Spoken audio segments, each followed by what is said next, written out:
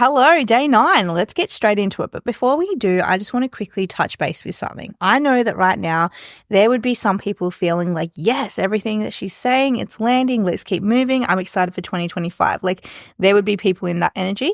There would also be people in the energy of like, oh my goodness, like I just have so many questions about what I'm doing now. And I just, feeling a little bit overwhelmed and, feeling that way. And I get it. Like, I see both sides and I get it.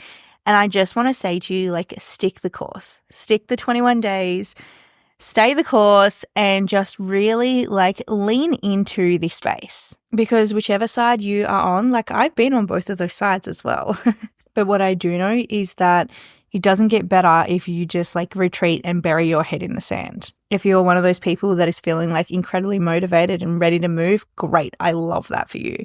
If you're one of these people that is ready to stick their head in the sand, that's okay. That just means that you have work to do to make sure that you create a business that you are so happy and proud and excited to be at the center of. Rome wasn't built in a day. It's not going to happen overnight. It's going to take work. It's going to take effort. To be real, there's probably going to be a couple of tears. But trust me when I tell you, when you come out the other side, it'll all be worth it. You've just got to believe in yourself before you can expect anybody else to do the same thing. But we're going to move on now. Otherwise, I'm going to give you a pep talk that's going to last for an hour. So let's move to what we are talking about today.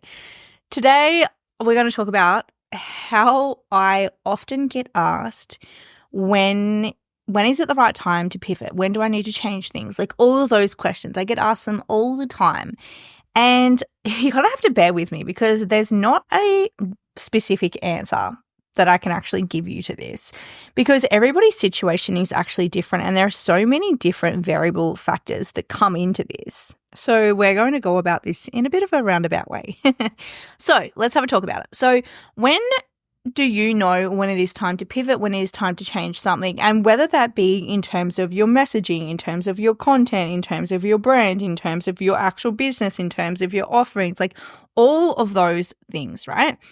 On a surface level, I would say to you, when you look at your business, when you're inside of your business, does it light your soul up? Like, do you genuinely think to yourself, like, I'm making impact? I'm actually changing people's lives here and I'm so happy. And like, it doesn't always have to be like some incredible deep thing. Like, you don't have to work miracles and you don't have to be like creating cures and doing all of those things, right? But I'm going to give you the perfect example. So like both my online businesses, like I truly, genuinely now love being at the center of. So my digital product business, like I genuinely love the fact that I help people build personal brands, because I know once you have a personal brand, what the opportunities and the possibilities that opens up. Like for me, I'm incredibly grateful that I get to show people that, and I love it.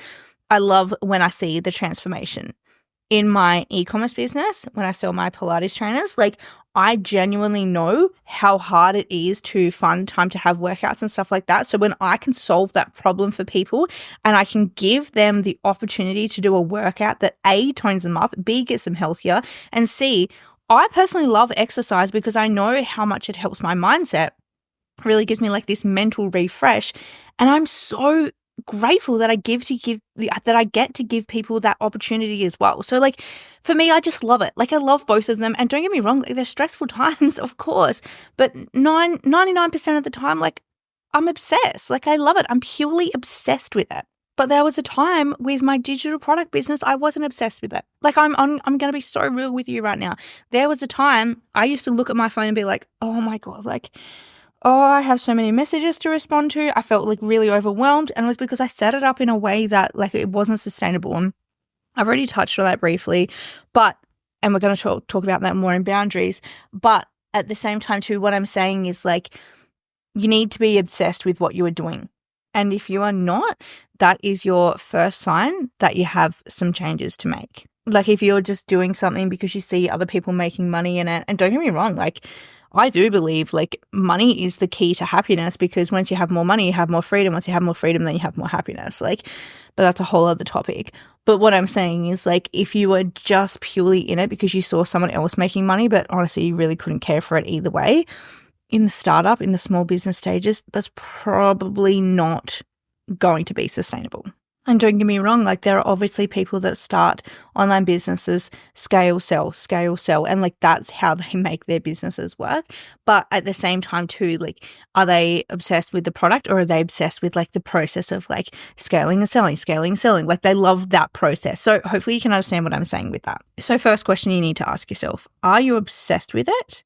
And are you happy to show up every single day? That's your first question you need to ask yourself in order to understand when it's time to change, pivot, all the rest. But my second question would be to you is actually pretty simple. And it's like, are you doing enough? Are you actually doing enough, right? So you can't come to me, like honestly, if you were, I'm going to tell you what I think and you're probably not going to love it.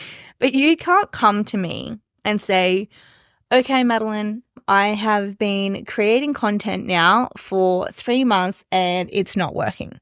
And then I have a look at your profile and you've got 20 posts on there in 90 days.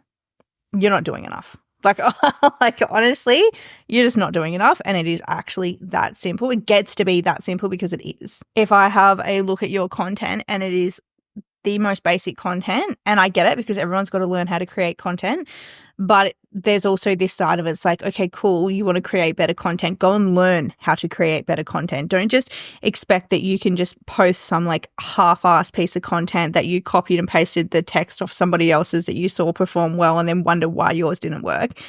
No, don't do that. We have so many tools these days to be able to help us create better content. Literally the other day, we spoke about AI. Get AI to help you with your content.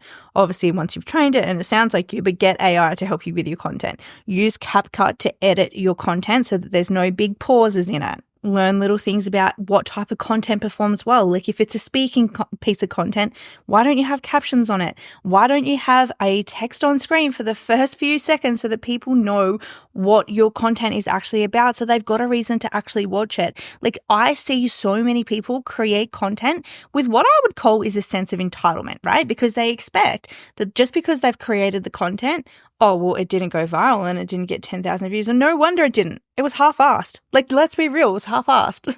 Because I'm going to be real with you right now. Like, content creation, it's a skill. It is a skill. You need to learn how to create content. Don't just expect that just because you've created it, that's it. No. It's a skill that you need to get better at. Think about when you learned to ride a bike. Like, that's a skill. You probably fell off quite a few times. You got hurt. Your ego got bruised because you fell off in front of everyone. You got some actual bruises on you because it hurt. You didn't just go outside and then all of a sudden know how to ride a bike. You had to practice and get hurt along the way until you were actually really good at it. And then you know how to ride your bike to a basic level.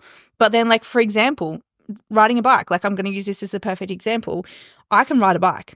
That's no problems in the world. Like that's so fine. I've learned how to do it. I just, from A to B, I'm going there. I'm not crashing. I'm not falling off. We're good, right? My partner, he loves bikes. He's like typical male in this aspect, like loves cars, loves boats, loves jet skis, loves bikes, like loves all of these kind of things, right? He can most certainly do some tricks that I wouldn't even attempt to do these things, right? Like, absolutely not. He has learned, we've got the same skill set of riding a bike, but he has more advanced skill set because he practiced and was willing to get hurt more than what I've ever been willing to on a bike. And now he's better than me. And it actually is that simple. And you can take this back to content creation because everyone can learn how to create a basic level of content. But it's like, okay, cool. I know how to create the reel, post the captions, post the text on screen, hit post. Like that's what I know to do. And then you've got other people who have actually taken the time. They've learned how to use the editing tools properly. They've got like these sound effects coming up. They've got crazy like transitions. They've got things popping up and doing all these cool things. And that content, it performs well every single time because they are a better content creator. And it actually gets to be that simple. You have bad, you have good, you have great. And obviously, there's little levels in between that. But like, what do you want to be and how much effort are you actually putting in to get to that level? And this can honestly apply to absolutely everything in your online business. This applies to the content. This applies to your messaging. This applies to your email marketing. This applies to your products, your offers, the way that your website, like your landing page, like the way that everything looks. How much effort have you put in? Are you bad, good, great? And right now, if you say that you are bad, that's okay. You've got room to improve. If you say you're great, good. You've still got room to improve. Like, this is not a final destination. There's always room to improve. And one thing about me is I will never accept the excuse, oh, I just don't know how to do that. Learn. Everybody learns. Everybody starts from zero. Everybody starts from ground like zero. There is no reason why anybody cannot learn a certain skill set. Some people might pick it up faster than others, but everybody can learn a certain skill set. Now, I could go on about this all day, but I probably should just leave it there. Otherwise, you're just going to hear me ranting on for the next half an hour. So let's leave that there. So the first question you've got to ask yourself, are you obsessed with what you are doing? Second question is, are you actually doing enough? Could you put in more effort? Now, the third thing I'm going to say to you is, I am actually the first person to say I actually don't really believe in the whole oversaturation thing. Like, I just don't. Because if oversaturation was a thing, why do sushi stores keep popping up left, right, and center? Like, why? I see one literally on every single corner. They must be profitable because they're still popping up like popcorn. So oversaturation, I'm not really here for that. But what I am going to say to you is, a lot of people would say to me, oh, I'm trying to do this one thing, but there's a lot of people doing it now, and I just, don't know if I'm too late to the party. Nah, not here for it. I'm not here for that excuse. There is room for you. There are so many active users on the internet. We are so incredibly lucky to have the internet as a tool to grow our businesses, but we need to understand how to utilize it properly. And we need to know how to actually stand out against the crowd. And this 100%, and this is why I'm so passionate about it, 100%, you need to nail down your personal brand. Like, it actually gets to be that simple. You need to understand your personal brand, because if you have a product or a service or an offer, the chances are, unless you are completely revolutionizing something and you've got the patent on something, if you do, then you're probably going to be pretty well off. But the chances are there's somebody else doing something that you're already doing. But you need to understand what it is about you and your product and your service and your offer and your business and your brand that sets you apart from the rest. And you need to dial in on that. And then you need to be able to express it in whichever form of marketing that you use. So it's not enough anymore these days to say, oh, well, I make handmade dog collars. Like, all right, cool. You and 100,000 other people. Like, do you know what I mean? The amount of times I see that popping up, it's like, what makes your brand any different? Because trust me, people buy in more to the brand, to the person behind the brand, than they do the actual products themselves. And this is why you would have noticed, if you haven't been living under a rock right now, you would have noticed big brands, they are leading the most with their founder type content. So, like, I'm going to give you the perfect example of this. Let's say, if you haven't already looked them up, go have a look at them. I think you'll find it quite interesting. Fate the Label. So that's owned by Brittany Saunders. Brittany Saunders, she does such an incredible job because she's such a cool person, but she also creates like this content that, like, they don't even necessarily really sell in the content. It's just that people love the brand. Like, people love who she is. So they want to enter her world. To enter her world, you have to buy her products, obviously, to be a part of the Fate community. She's not on there trying to be somebody that she's not. She's just purely, I could imagine if I walked into her in the street, she would be exactly the same as what she is online. People are buying into her. Same as Jazz Handmade. That's a jewelry brand. They make content, and so it's Jazz and a couple of other employees, and they just make like this like fun space that's like amazing to be a part of. I could give you so many more examples of this right now, but again, would be here forever. But what I'm saying is, like, people are buying into the brand, not the product. There are so many other clothing brands. There are so many other jewelry brands. There are so many, do you know what I mean? Like, there are so many others. It's the ones that have the personal brand that are building the quickest and the most sustainable. They're building empires, and it actually gets to be that simple. So do you know what sets you apart?